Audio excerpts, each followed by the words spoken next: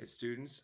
Today, for our Dewey-ing history debate, we're going to talk about foreign intervention. I think we need to define what intervene means before we talk about foreign affairs.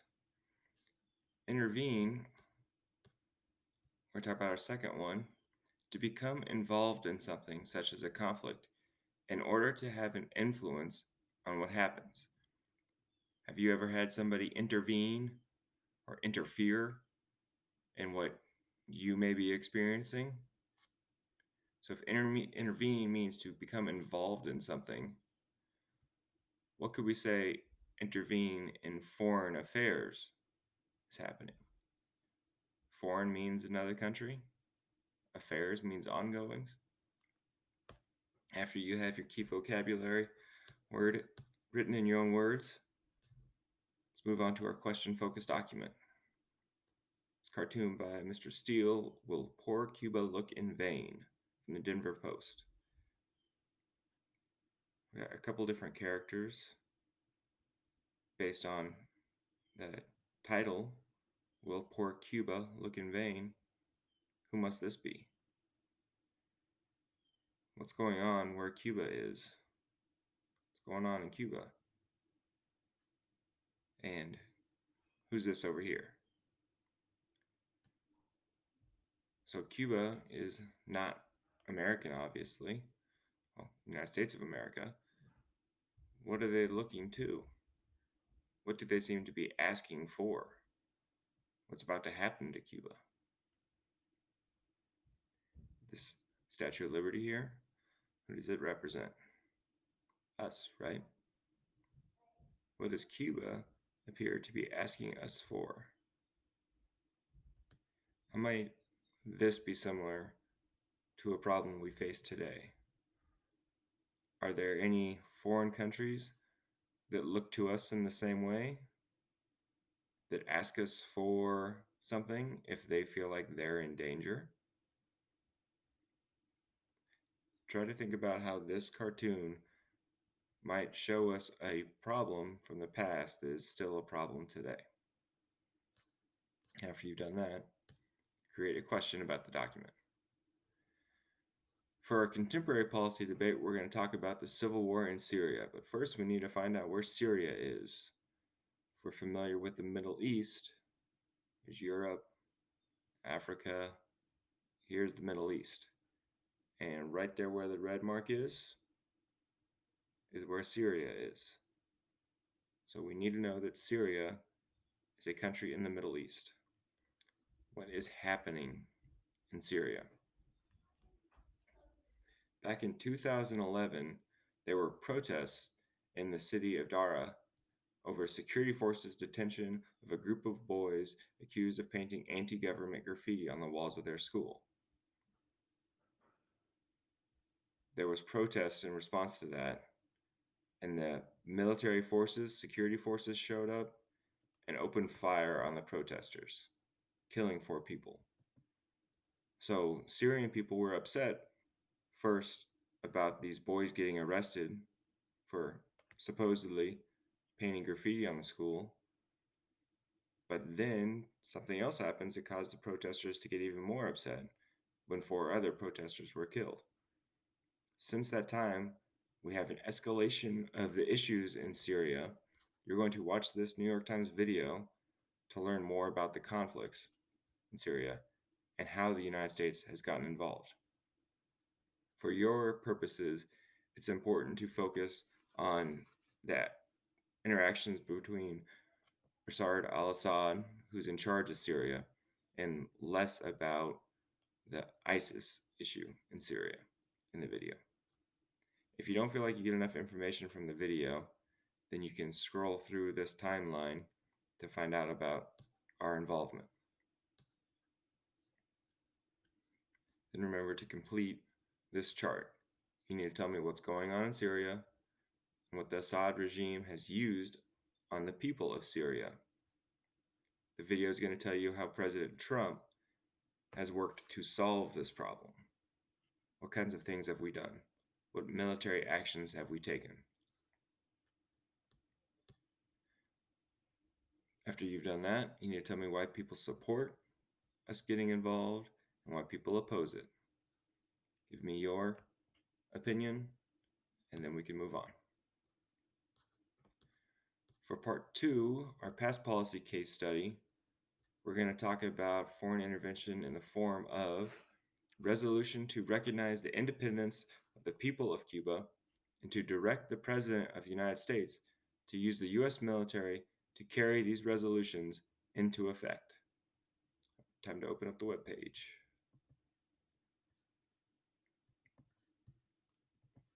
Step 1, we need to find out what the resolution for independence of Cuba would do. We should probably talk about where Cuba is. If this is the United States, we have Cuba just to the south of Florida. So unlike Syria, it's not on the other side of the world. It's pretty close to home. The resolution said, the terrible conditions that have existed for more than 3 years in the island of Cuba, so near our own borders, have shocked the people of the United States, have been a disgrace to civilization, and can no longer be allowed. The conditions in Cuba have also led to the destruction of a United States battleship with its officers and crew while on a friendly visit in the harbor of Havana. In response to the message sent by the President to Congress, before I read these different details, just the first paragraph is telling us what's going on in Cuba. A couple things. There's the crisis in Cuba, and then also a U.S. battleship was blown up. We'll talk about that when we talk about the context. So what the resolution would do, right here. First, that the people of the island of Cuba are and of right ought to be free and independent. Second, it is the duty of the United States to demand that the government of Spain at once relinquish its authority in the island of Cuba and withdraw its army and navy from Cuba. What does it mean to relinquish something? If you're relinquishing, you're giving up. So in our second one, what's the United States demanding Spain do to Cuba? Third, that the President of the United States be and hereby is directed and empowered to use the entire land and naval forces of the United States to carry these resolutions into effect. So the President can use land and naval forces. Is that our military? To make sure the first and second happen. So if the first one says the people of Cuba ought to be free, and the second one says Spain needs to give up control over Cuba, then the United States is going to use its military to make sure these things happen. Fourth, the United States hereby denies any plan to take control over Cuba, except in order to restore peace in Cuba. Once peace is established, the United States will leave the government in control of the island to its people. All of these put together, what is it that the United States would do? There's a problem in Cuba. What is the United States going to do about it? What must have been going on that would lead to the United States debating sending our military to help Cuba gain independence from Spain? Let's look at our timeline. Way back in 1492, Christopher Columbus arrived in Cuba, making Cuba a Spanish colony. So ever since 1492, who was in charge of Cuba? In 1823, President Monroe's Monroe Doctrine tells Europeans to not make any new colonies in the Americas, but America will not interfere in existing colonies. So he tells people in Europe, this side of the Atlantic is America's issue. We're not going to kick you out right now, but you shouldn't make any more new colonies. In 1868, almost 400 years after they become a Spanish colony, Carlos M. Cepeda wrote the Grito de Yara. Sorry for pronunciation there. That means the cry of Yara. This Cuban Declaration of Independence started the 10 Years' War in Cuba. Spain won. So we need to know, starting in 1868, the Cuban people were fighting for their independence. Seeing how that's something that the American people did, fought for their independence, not from Spain, but from Britain, we probably assume why, to some extent, they want their independence. Think about why we wanted our independence. In 1890, a United States naval expert argues we should expand the U.S. territory into the ocean. That might include places like Cuba. 1892, New York, Jose Julian Martini Perez forms the Cuban Revolutionary Party. Years later, they declare Independencia or Muerte, which means independence or death, starting our second revolution. 1895, President Cleveland says we're going to remain neutral. 1896, Spain begins reconcentration policy in Cuba. What happened here, this reconcentration, Spain was fighting rebels in Cuba, rebels in the countryside, so they decided the safe thing to do would be to remove Cuban citizens to cities where they could keep an eye on them to make sure that they're safe. Spain basically puts these Cubans in camps to keep an eye on them. Same year, in March, U.S. Congress resolution recognizes the Cuban Revolution. Just say we're aware of what's happening. President Cleveland says we might act if the crisis continues. In 97, some New York newspapers use what's called yellow journalism to increase United States anti-Spanish views in the United States. The idea of yellow journalism was that these newspapers were writing articles that told the people of America what was happening in Cuba, made it sound as bad as it was, and that led to people saying maybe something should be done. William McKinley takes over in 97. In January, Spain grants limited freedoms to Cuba. And then, very importantly, February 15th, the United States ship Maine was sent by the United States government to more or less just keep an eye on events in Cuba, and that ship explodes. Who do you think many Americans blame for the ship exploding? In March, the government issues an ultimatum to the Spanish government to terminate its presence in Cuba. Spain does not accept. New York Journal calls for U.S. entry into the war. Spain says they're going to suspend hostilities. And then on April 11th, President McKinley requested authorization from Congress to intervene in Cuba. On April 19th, they introduced the resolution that we talked about in the first part. So, altogether, what has been happening in Cuba? First, you should tell me what Cuba was. It was a colony of blank. What had the Cubans been fighting for? Then what happened in the Havana Harbor? I think those things combined will tell you very much why this resolution is being debated.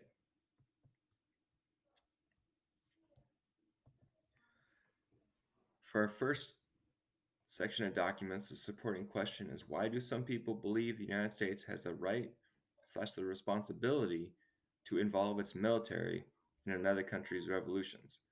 We're going to listen to a speech by President William McKinley, his war message. He told Congress, "Rebellions have occurred in Cuba against Spain for half a century. Our neutrality hurts American trade, and the cruel warfare of the Spanish shocks our people. Intervention by the United States to stop the war is justifiable for these reasons.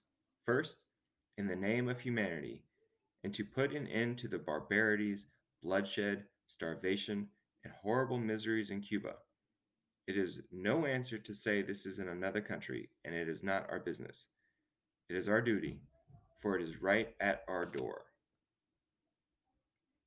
If we describe these as the conditions in another country, should the United States get involved? Seems like a pretty easy question to answer. Second, we must protect our citizens living in Cuba. third, intervention may be justified by the injury to the business of our people and by the devastation of the island. So the second and third are saying it doesn't just hurt the Cubans, it hurts Americans. Fourth and most important, the events in Cuba are a menace to our peace. We are on the edge of war with Spain. The tragic destruction of the Maine is proof the state of things in Cuba that is intolerable. 260 brave sailors and Marines have been hurled to death. Events in Cuba are a menace to our peace. Does the United States benefit from stability in other places in the world? If there's war in other places, does that make things in the United States less peaceful? In the name of humanity, the war in Cuba must stop. I ask the Congress to authorize the President to take measures to end the hostilities in Cuba and to use the military of the United States as may be necessary for these purposes. So, as President, he's asking for the power to use the military to help Cuba. Because in the name of humanity, the war in Cuba must stop. What does this mean? In the name of humanity. Consider that. The issue is now with Congress. I await your action. After you've selected certain quotes, you need to summarize for me what those quotes mean, and then tell me why those quotes are related to a debate over whether or not we should use our military not to intervene in Cuba, but to intervene in Syria. Tell me maybe how people feel about what's happening in Syria, just like they felt about what was happening in Cuba, and why that justifies us doing something. Our next document is this cartoon from C.J. Taylor.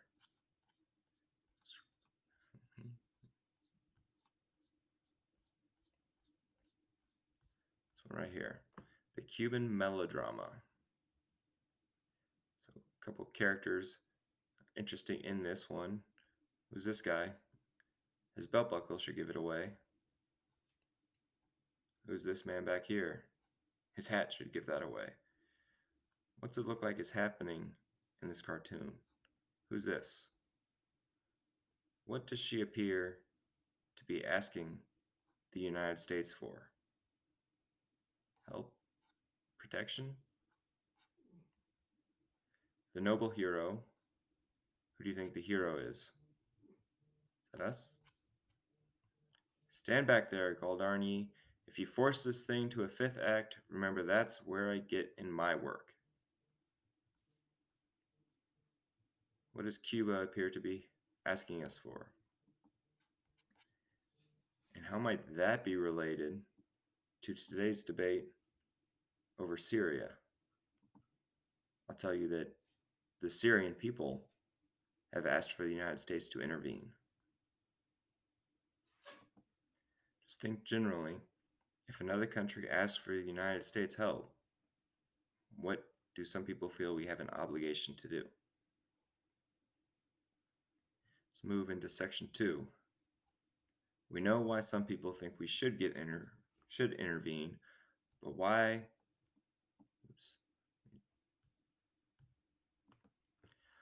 Sorry, I had to correct my guiding question. Why do some people believe the United States does not have a right or responsibility to involve its military in another country's revolution? We're going to read an essay from Carl Schultz. He was a senator, then Secretary of the Interior. See if we can find in his essay a reason why we should not get involved. The dictionaries define patriotism as love of one's country and patriot as one who loves and faithfully serves his country. These definitions should be kept in mind, especially at a time of warlike excitement when the word patriotism is on every lip. To serve one country faithfully means not only to love it, but consider what is best for it, and then act appropriately.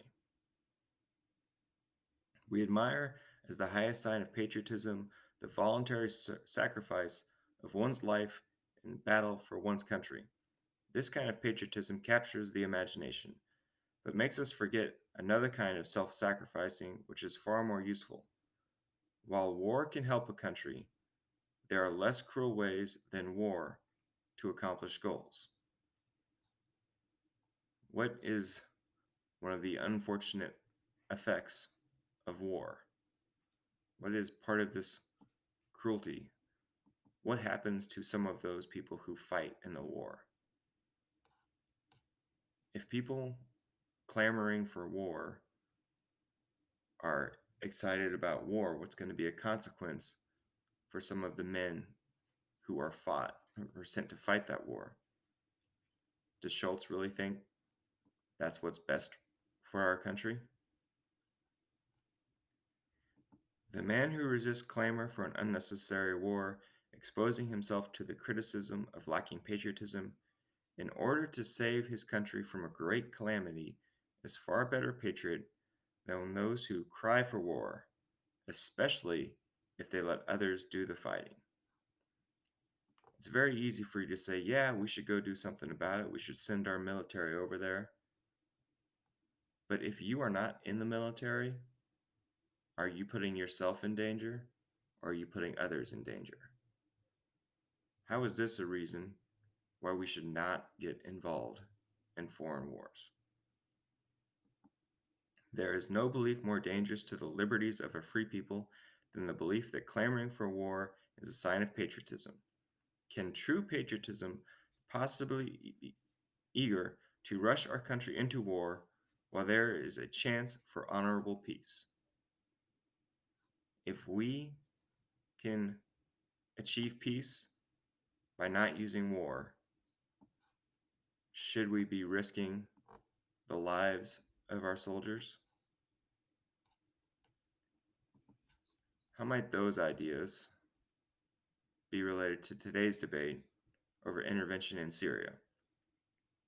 So, if we were to compare this to President Trump's actions, such as using missile strikes, those themselves don't put American soldiers in harm's way. But the more we get involved, is it more likely that U.S. soldiers will be in harm's way? Ask yourself that and tell me why that might matter for the debate over foreign intervention. Our second document, this one right here, this is from a German newspaper. What's happening in this picture? Who are our two characters? You recognize Uncle Sam. Who can you assume this one is? This encounter does not seem, at present, exactly a happy one for poor Cuba. If the United States and Spain are fighting over the events in Cuba, what's happening to Cuba? Are things getting better for them? The cartoonist shows us stepping on Cuba. Might it be reasonable for people to believe that if we go in and get involved, we could only make things worse? What were the results of the debate? What do you think? A country is fighting, the people in a country are fighting for their independence from their government. That government is not treating them well. There's bloodshed, as described by McKinley, there's barbarities. Does the United States need to get involved? I'll tell you that apparently, in the past, we thought they did. We declared war against Spain on April 25, 1898. Why did we declare war against Spain? I think by just telling me what was going on in Cuba, you should pretty easily be able to tell me why they made that choice. What happens is Spain doesn't just control Cuba. Spain also at the time controlled the Philippines and a few other islands. The United States, in declaring war, wasn't just going to be fighting them in Cuba. We're going to be fighting them in all their colonies, including the Philippine Islands, where George Dewey reportedly claimed, "You may fire when ready, Gridley." The United States destroyed the Spanish fleet. A couple other things happened. The United States makes contact with the Cubans who are fighting the revolution and start working together with those Cuban revolutionaries. The war began for us in Cuba in June when the Marines captured Guantanamo Bay and 17,000 troops landed at Siboney, and I can't pronounce the name of this, the second largest city on the island. At the time, Spanish troops on the island included 150,000 regulars and 40,000 irregulars and volunteers, while rebels inside Cuba numbered as many as 50,000. Total U.S. Army strength at the time was 26,000, requiring the passage of the Mobilization Act of April 22nd that allowed for an army of at first 125,000 volunteers, which increases to 200,000, and a regular army of 65,000. On June 22nd, U.S. troops land in Cuba, where they're joined by 5,000 revolutionaries. So you need to understand that we declared war, and part of that is our army moves. We move into Cuba. The United States troops attacked San Juan Heights on July 1st, 1898. Famous troopers, the African American 9th and 10th Cavalries, and the Rough Riders, commanded by Theodore Roosevelt, went up against Kettle Hill, while the forces led by Brigadier General Jacob Kent charged up San Juan Hill. The United States forces pushed back and inflict 1,700 casualties on the Spanish military. The war in Cuba goes quite well for the United States military.